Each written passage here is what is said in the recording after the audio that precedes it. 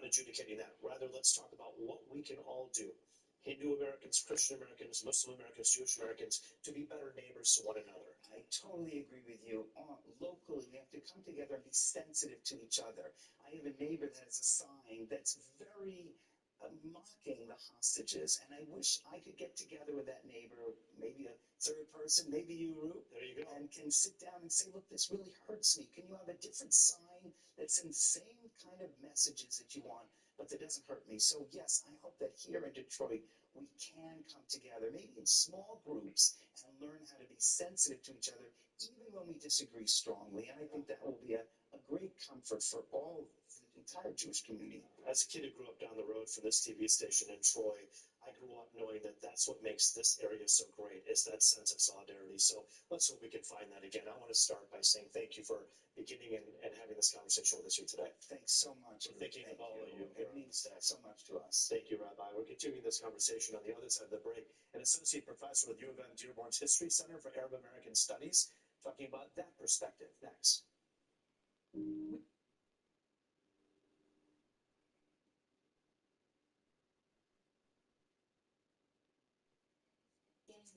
Ramos was arrested for a gun crime, but his DA, Kamala, didn't prosecute him. Months later, Ramos murdered a man and his 2 sons in cold blood. Our undocumented immigrants that are the least likely to commit a crime. Preserver Verificat is responsible for the content of this advertising. Back now in a special edition of The Pulse, marking 1 year since the attack on Israel by Hamas. Joining us now to offer the Arab American perspective, or Arab American perspective, is Hani Bawardi, an associate professor with the University of Michigan, Dearborn's History Center for Arab American Studies. And we thank you for being here today. I never want to assume that one person represents everyone's perspective, but you certainly do share in the sentiments of what so many people in the Arab American world have been feeling. And I wanted to just give you an opportunity to talk about that. I want to begin, though, by talking about today's anniversary of what happened on October 7th last year at that music festival, the Nova Music Festival. I want to give you the opportunity to offer your thoughts on that terrible day that happened a year ago. Sure. First off, I don't think Hamas fighters knew that their festival was going on. So they meticulously planned their attack. That's exactly what it was, as a military operation against Israeli military targets. And they were very successful, to the surprise of everyone, including themselves. The fact that they were able to encroach into the occupied territories to the extent that they did, and stumbled on the festival, led to tragedies for sure. But then again, information is hard to come by in terms of who killed whom. For example, a lot of these celebrants who took refuge in apartments and houses nearby were bound by Israeli helicopters. We have ample evidence to that effect. But Hani, we also know that there were so many people who were killed right in the midst of the festival. There were so many atrocities that took place. And I imagine that there are some things that happened there that in your mind are indefensible. On that day, Killing an unarmed civilian in any context is indefensible. We can agree on that. At the same time, it is important to understand the context in which all this happened. Well, spell out some of what has happened since that time. On this anniversary day, of course, as we talked to the rabbi earlier, we're talking about those atrocities that people are reflecting on, lighting candles, trying to understand. 1 year later, we have 41,000 plus people who are Arab American who have died in Gaza. I want to give you an opportunity to talk about this war and how it seems as though there's no end at this point. Do you have any hope at all that this can end? One should never lose hope. Arabs and Jews have too much in common.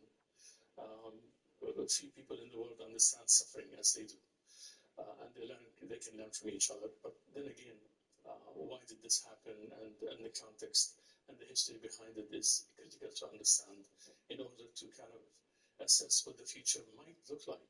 For the first time in Israeli history, we have little chance of finding anyone within Israeli politics to talk to.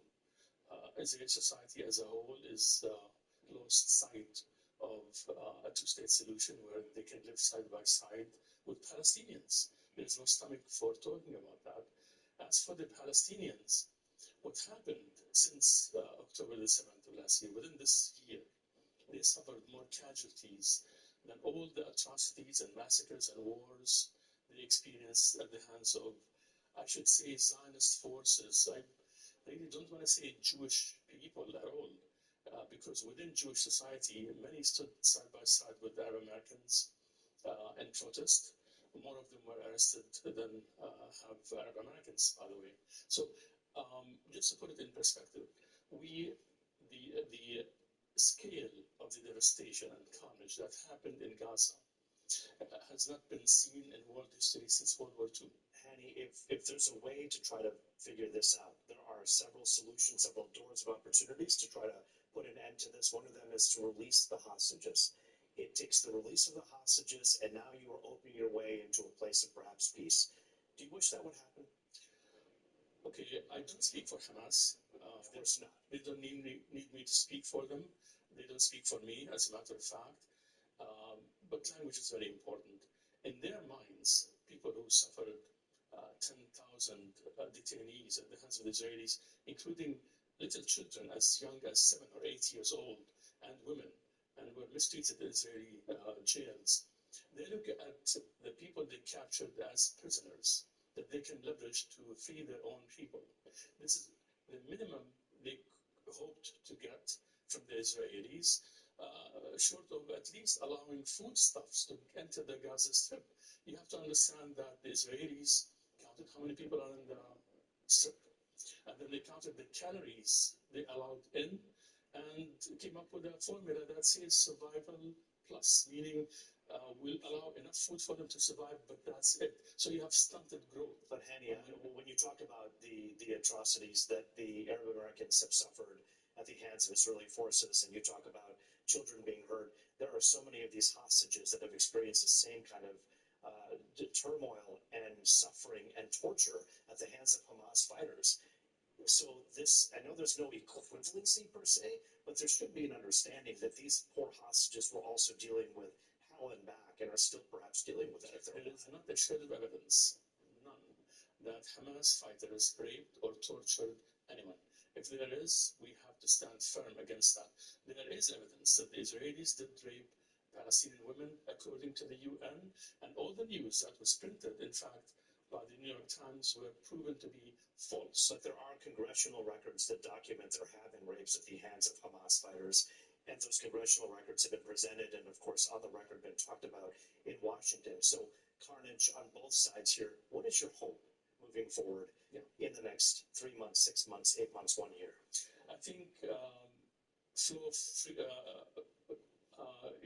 information, enough information to kind of assess what's happening on the grounds. We have live footage that shows that Hamas fighters were telling their Israeli would-be prisoners that we're Muslims, we don't harm women and children.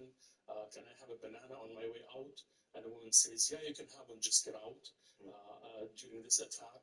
So we have to discern exactly what happened first. We don't know exactly what happened, congressional records or not. But as far as hope is concerned, which is the core of your question, again, where would that come from? So you have in Israel a government, and we want to give equal time to both sides, and we've given an allotted time to our leader who came on earlier. So if you wouldn't mind, quickly, if you would just wrap this up. Absolutely. In Israel, there is a government that is more extreme than any in its history, who are disinclined to talk to the Palestinians, and they believe in one approach only: kill as many as you can in Gaza and now in Lebanon. Hani, I want to say thank you for joining us here today. Television can be cruel in terms of timing on such an important topic, but both you and the rabbi were given equal time. I want to thank you for your time here today. Thanks for talking to us here on The Pulse. President Biden taking reporters as he makes his first ever appearance at a White House briefing. A lot happening in Washington. We'll have the latest on that next on The Pulse. Introducing the second chance offer from BetMGM. What'd he say? If you bet on a player to score the first touchdown and instead he scores the second, boom, you get your money back in cash. Straight cash. Second chance, you heard? What if my guy fumbles? And some other guy scores first? Second chance. What if you need a second chance to land on the field? This offer only applies to touchdowns. You all right? I hurt my spleen. Get the second chance offer from BetMGM, the sportsbook born in Vegas. thrift into Checkers and Rallies and get the new $5 T-Pay for real me.